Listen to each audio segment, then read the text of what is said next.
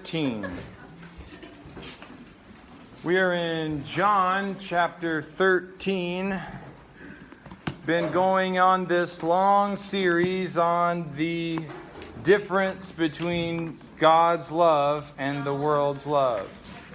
John chapter 13. Gosh, man,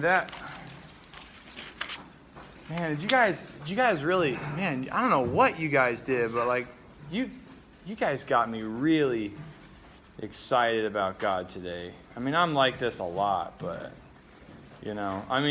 I just met with God this morning, and it was just really, it was really intimate between me and the Lord, and I come here tonight, and I just see so many of you, teenagers that come here ready with me. I remember a time ministering here, and I really felt like when we worshiped God, it was me and Rez, and that was it. I mean, it didn't matter how many people were sitting in the chairs, but nobody was going to be worshiping God along with me. I would just be singing to God by myself. And you know what? There's going to be times in your life when that probably is the case. And when that happened, I did it. And I would do it still. But to look around and see what it is now and know I can come to the Lord with a group of teenagers and praise His name and see I am anything but alone in doing so is a great comfort from the Lord. John 13, this is not going to be exactly what you probably have picture in your head when you're thinking of what's going on in our series, in our teaching series. But John chapter 13 talks about this moment. This is the night before Jesus is going to die. He is going to be arrested and crucified. We have talked to this point. We started in 1 John, the book of 1 John, talking about how do not believe every spirit. Do not believe every teaching. Do not believe everything that you hear. You test the spirits. Any spirit that calls Jesus accursed, any spirit that does not line up to the person of Jesus is wrong. And so this idea of love and what love is, what true godly love is, must stand the test of the person of Jesus. We talked about the world's definition of love. We talked about God's definition of love, right? What is God's definition of love? Anybody remember off just from their memory? When you show love to someone who deserves it the least. One more thing. Yes, giving someone what they deserve the least, what they need the most, when they deserve it the least, at great personal cost, right? That's not the world's definition of love, right?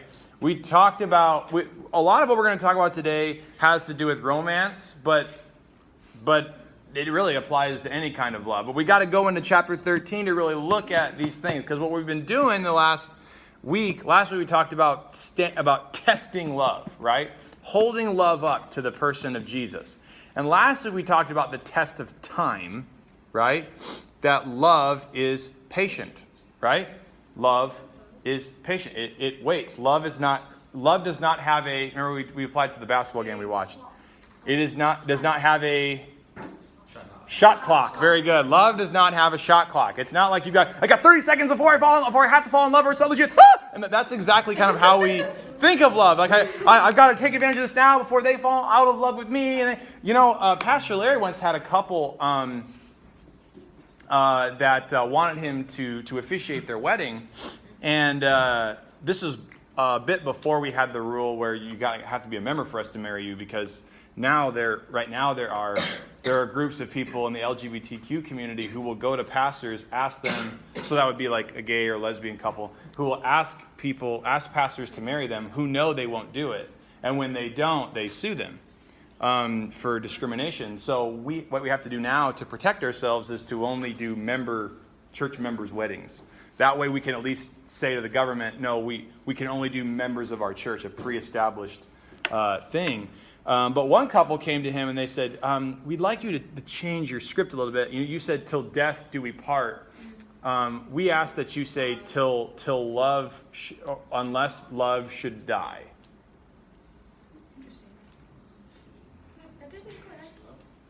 Unless love ends, right? So this is an agreement that is binding unless our love dies. Unless our love for each other dies. Then why are you getting married? Yeah, that's what Larry said. That's what Pastor Larry said. He said, What? I'm going to say what God's standard for love is, and if yours falls short of it, it falls short of the standard for getting married. Because we can't just redefine love based on everybody else's failure, right? Love does not end, right? Love does not end, right? Love, we don't just say, well, we fell out of love for each other, right? We talked about time last week. Now we're going to talk about 3 other tests that we're going to pack into all from this passage in John 13. Now, obviously, the text, we're dealing with a very specific circumstance. I'm going to apply it to love, but we got to go through like the actual just what this meant right then and there first before we kind of apply it to our own lives of love, right? So chapter 13 verse 1. Now before the feast of the Passover, when Jesus knew that his hour had come to depart out of this world to the Father, having loved his own who were in the world, he loved them to the end. Man. Isn't this the most if you've ever read the book of John cover to cover, he writes at about a 5th, 6th grade reading level. He has a very limited vocabulary, but what he uses is so effective because he knew Jesus. He walked with Jesus. He knew Jesus' heart. And his commentary of Jesus' life is so incredible because it says, Jesus, right? He knew his hour had come, right? He knew his hour was here. What hour? Like what, dinner? Death. Yeah, another D word. His hour had come to give his life for the entire world, right? Having loved his own who were in the world, he loved them to the end. Now during supper, when the devil had already put it into the heart of Judas Iscariot, Simon's son, to betray him, Jesus, knowing that the Father had given all things in his hands, and that he had come from God and was going back to God, rose from supper. He laid aside his outer garments, and taking a towel, tied it around his waist. Now, what's he about to do? Any church kids know? How did you know that? I've read it before. But besides that, could you tell what he's about to do? Yeah, he kind of says he's about to wash their feet. Because now, back then, the people that would wash feet, especially would take off their outer garments, right? And then would wash and wrap a towel around their waist. Those were slaves would do that. But keep in mind that that all the things that it says happen first, right? Because it says when Jesus knew his hour had come, right? Having loved everyone, having loved his own who were in the world, right? Everyone right here in the room. Having loved everybody right there in the room, he loved them to the end. When the devil had already put it into the heart of Judas Iscariot to betray him, then he did this. There's a couple of ironic things here, though. Why would he decide to serve and give the biggest, the most humble act of service during a time he knew one of his best friends is going to let him down? Totally betray him. No matter what. Because he still loves him no matter what. That's a big thing. That's a big thing. So one of the first things that that love has to have, godly love has to have, it's got to pass the test of knowledge. Okay? Because we think sometimes we think that the least amount of things that love can know is the better. If you have a huge amount of affection for someone, knowing them very little, that's the most legit thing you can possibly have. Oh, gee, I love him. Really? Cool. I mean, what do you mean? Like, I mean, oh, I'm so obsessed with this person. And like, I mean, do I look good before I got... Cool. What are their name? I don't know yet, but they look so cool, and I want to make sure I impress them. And the things that we do to go out of our way to be liked by a person who we don't even know. Disney would tell you that's love. Actually, recently they've been kind of backing off on that. Yeah, thanks, Prince Hans. But there can't be any love without knowledge. If you don't know the person, you cannot have the deepest godly love for them. I can honestly say, sure, when I was going out with my wife in high school, oh my goodness, I had fluffy feelings out the wazoo. Like I would see her at school and I would go, ooh, there she is. Ooh. I mean, and when we go into the same class, even before we were dating, I was madly in love with her. I mean, just so like crazy about her. And then we'd go in the same class and be like, oh man, I hope I get to sit next to her.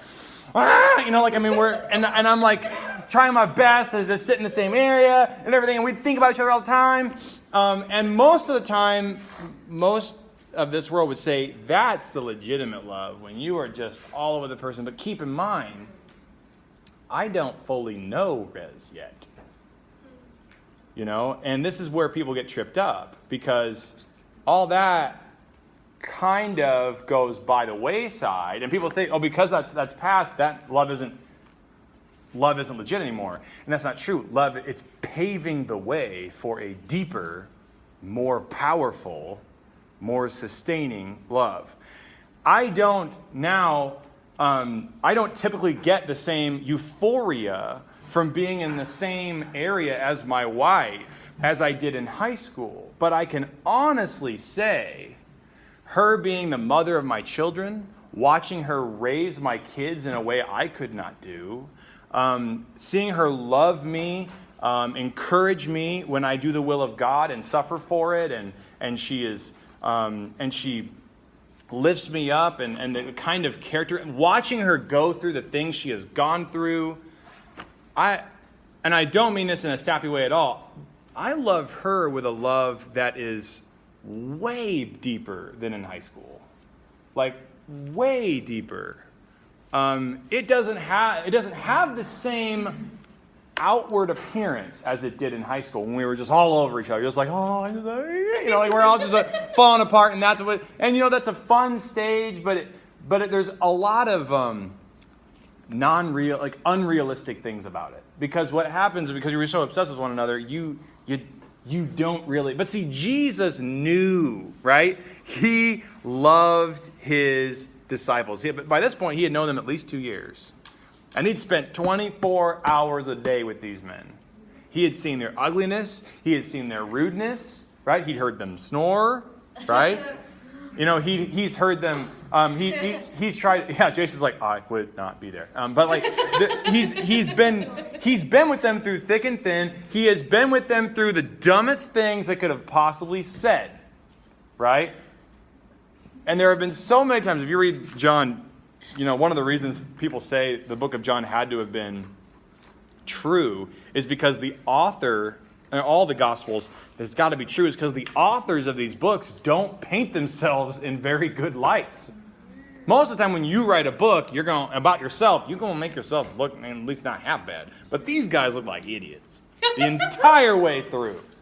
The entire way. Every other part of history, when people write about themselves, it's always like, oh, and then I saved the world, and people are like, yay, look at this book about him and by him. This is a book by the disciples, and they paint themselves up to be the dumbest people on earth, and he loved them to the end.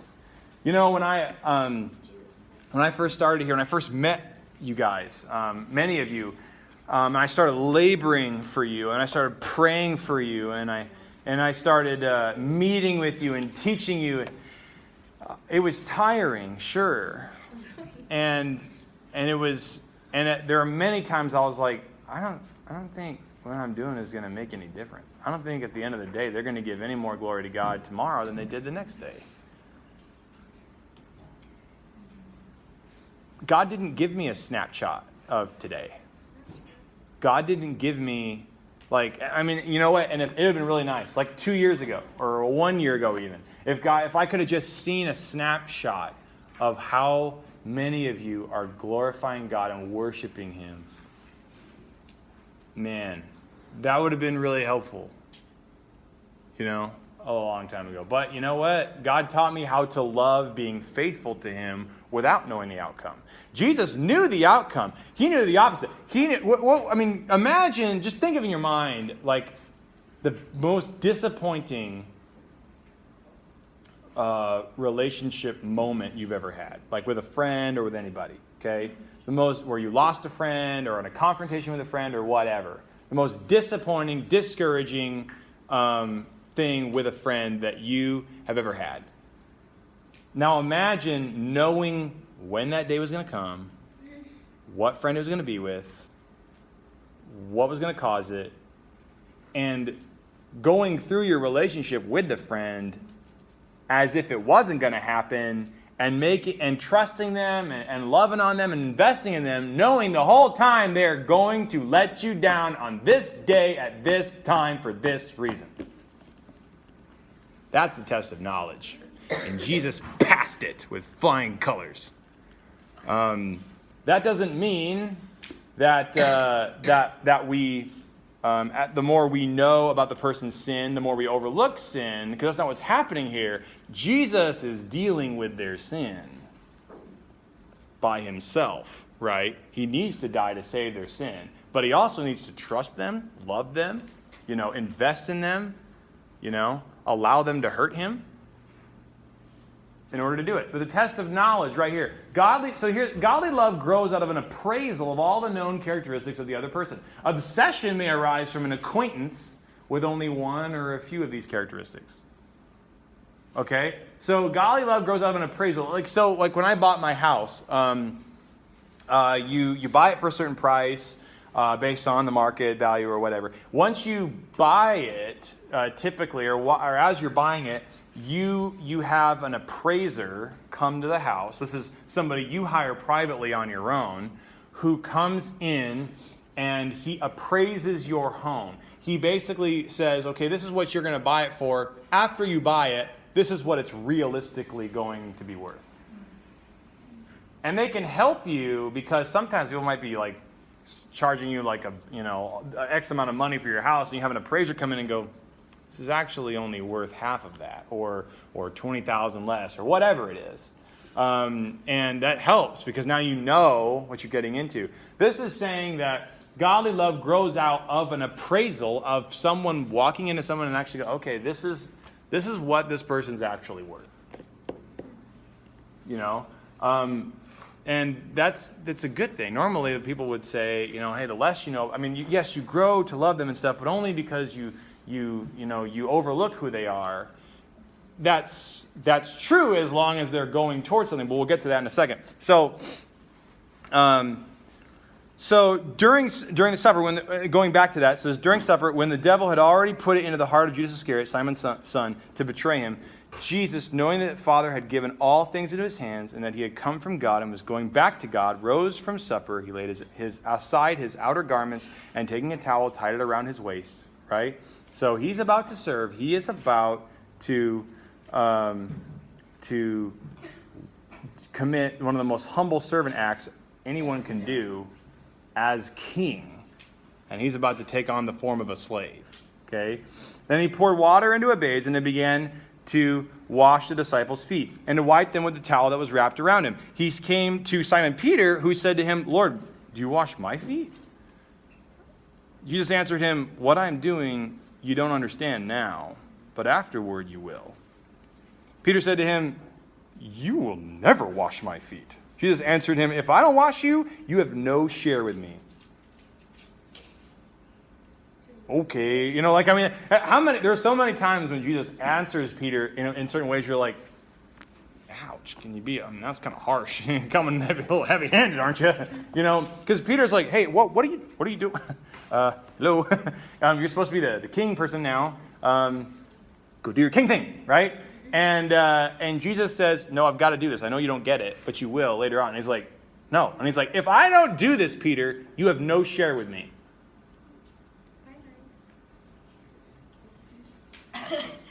Okay. It's a little extreme. But do you see what Jesus is doing? See, Jesus knows that love is sacrificial, right? Love needs to be given. And this is what brings to the other test. It has to stand the test of focus. Okay? If you can get the other word up there. Test of focus, right? Godly love is other person centered. It is outgoing. It results in sharing. It is not about what you are receiving from the other person, but it's focused on meeting their needs. Right?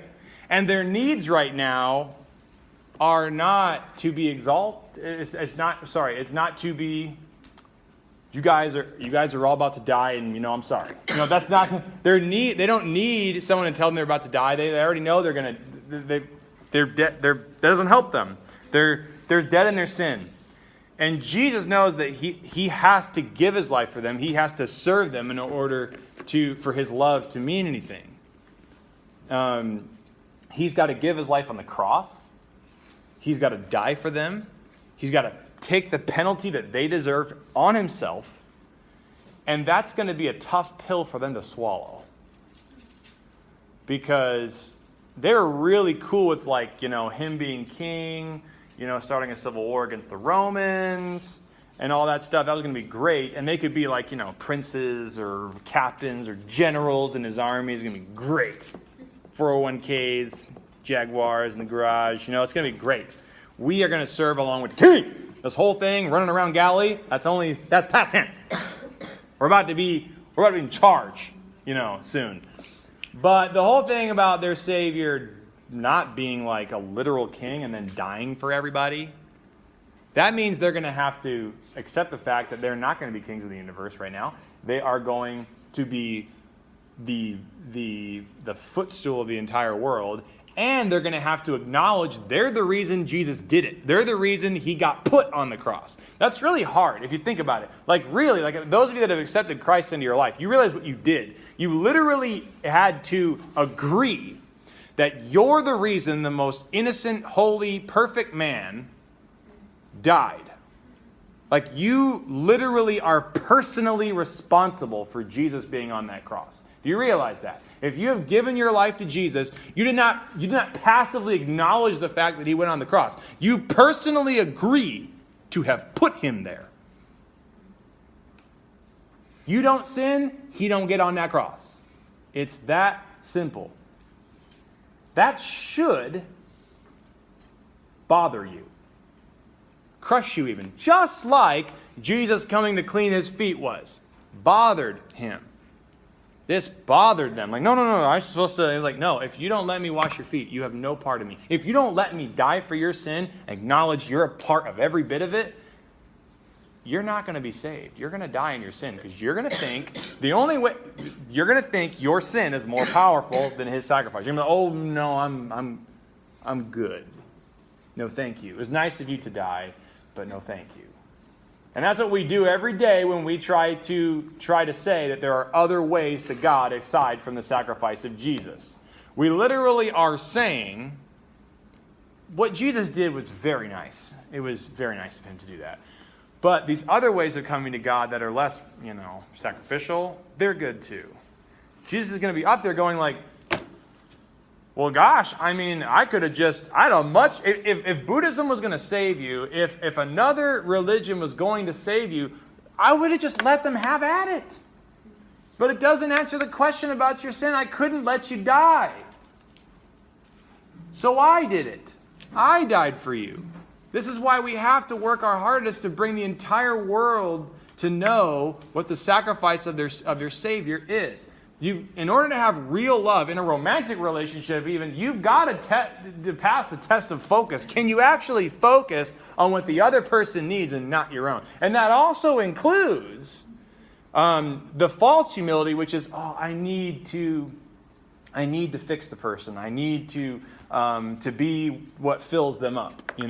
That's just, once again, that goes right back to you because you have this need to fix everyone. That is just as toxic, right? Only God can do that, right? So the test of you got to pass the test of focus. It is other person centered, right?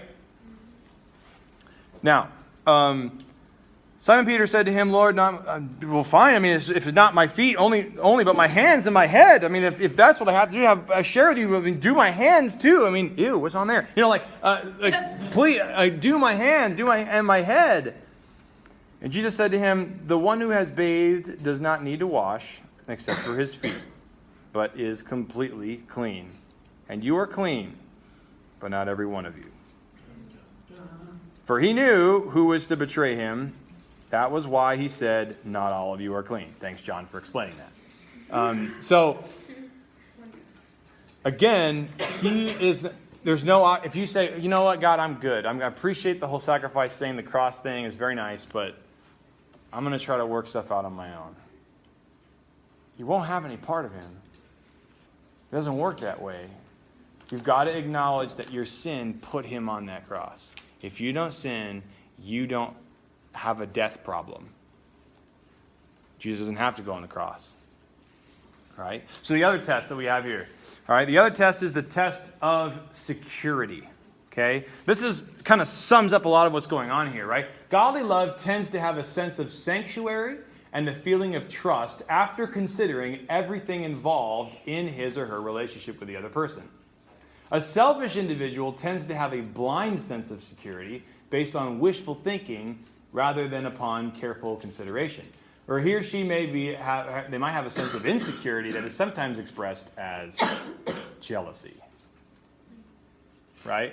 Because does it appear that first Jesus doesn't know what's going on? Did he do this because he wasn't aware of what Judas was going to do? Keep in mind, Judas is not the only one that betrays Jesus in the next 24 hours. Okay? The other 11 split and ran too. And one of them ended up getting caught, and then he blatantly denied ever even knowing him. I'll give you a clue. It was a guy that was like, oh, don't touch my feet. Oh, it's cool. I'll do it. You know, like that. Same guy. Okay? I mean, it's not just Judas that let him down. But does it seem like ignorance is Jesus' problem? Does it seem like he just don't know? Like if he knew, he'd be like, "Oh no, you don't. You think I'm going to stoop? You think I'm going to take this from you? You don't get any dinner." You know, like I mean, that it's no Lord's Supper for you. You know, it's just going to be over, right? But I don't. Clearly, Jesus knew. It says, and on top of that was so weird. It says during supper, verse 3. Jesus, knowing that the Father had given all things into his hands, did all this. Like, normally you'd think, having known, knowing that the Father had, or knowing that the Father was like, hands up, up to you, man, kind of thing. He took a risk and washed their feet. Knowing nothing, but wanting to, to give it all out and put all, for all his marbles, he sold out for it and ended up getting the short end of the stick. That's not what happened. All things are given to him. Like Jesus sold out for his love for other people because of his security in the sovereignty of God. A lot of times when we get into relationships, we just are and we treat the other person as our possession, where we're like, we got to this person's got to do this. This person that needs to heal me, got to fix me. That's what we want. Does it seem like Jesus needs to do any of this? No. He doesn't need to save mankind. He doesn't need us, right? He is choosing to side with us even though we messed up. There's a big difference, right? And that is the test of security. This is, a big thing. A selfish individual tends to have a blind sense of security. Oh, it's okay. They mean well, and the person is, running around with someone else, or maybe is doesn't even care all that much about him. I don't know if you've ever met someone in a relationship like this, where the person they're dating or something, the person they're obsessed about is clearly in a different place in their heart, and the other person's just like, oh, they mean well, and you're like, no, this person is going behind your back, But because they can't fathom, they don't care about reality. They just want to keep their fantasy. They will do anything it takes to avoid the truth. God's not like that. Right? God already knows the truth, and He's in control. All right? Jesus is in total control of this entire situation. Tessa, can you get my kids in a couple minutes? It is important for us to know that love must pass. And I've got 6 more of these tests to go through. But John 13 is, you've got to see what Jesus does here, right? He is the one who has bathed your feet and covered your sin. But remember, the sacrifice of Jesus, everything, He defines all of the love. All of what love is defined by Jesus, Him, and first and foremost, because He's the one who gave us what we needed the most when we deserved it the least at great personal cost. Right. That is what we are to do. Right? The test of security, the test of focus, the test of knowledge. Do we know the person? Are we focused on that person? Jesus was clearly focused on what their needs were. Jesus was clearly secure in what was going on, even though they were not earning His love. And that's usually what we think. When we think of love, we're like, yes, I will love this person because they deserve it. They're never going to deserve it. Never. When I do premarital counseling for married couples, it's one of the first things I say. I'm like, you've got to figure out a way for all of the love that you have for this person to stop coming from them and come from the love you have from God. Because if you're not careful, undoubtedly at some point, this person is going to drive you nuts. And you are going to try to paint this whole love thing as an ending thing. Like, oh, I just fell out of love. No, love is a decision like anything else. And it comes out of what Jesus has done for you first. And that's how you're able to love someone who doesn't deserve it. All right? The way they need to be loved. All right? So, love has to pass the test of knowledge, the test of focus, and the test of security. And we're getting that from John 13 and Jesus' example of washing His disciples' feet, His security, right? His focus and His knowledge in His love for His people. If you have never decided to follow Jesus, this is the kind of love that is right there, that He has for you right now, here and there. Now keep in mind, it says He loved He loved His own who were in the world.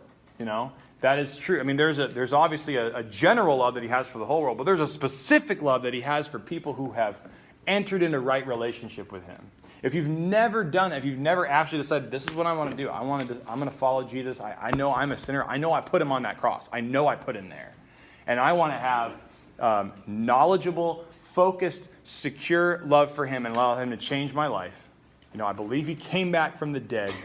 He came back to life. He has authority over my sin, over my life. I'm going to give it to Him. He can change it. It's His. I'm done with it. It belongs to Him. I've tried my way up to this point. That's what that decision looks like. If you've had a great encounter with God today, which golly, it's just so encouraging. That is just very new to you. I encourage you to tell someone. I encourage you to tell your friends. I encourage you can talk to me or Tyler or Tessa or Leah in the back or Rez. Talk to someone and be like, I think God's doing something. I have no idea how to process this. Can somebody close us in prayer? Anybody? Go ahead, Matthew. Lord, thank you for this night you've given us to come together and to learn about you, Lord. Just help this to soak into us and for us to remember this and just put it into action with our lives, Lord. Just give us the knowledge we need for whatever you want us to do. And just give us the focus, Lord. In Jesus' name, amen. All right, guys. My knees.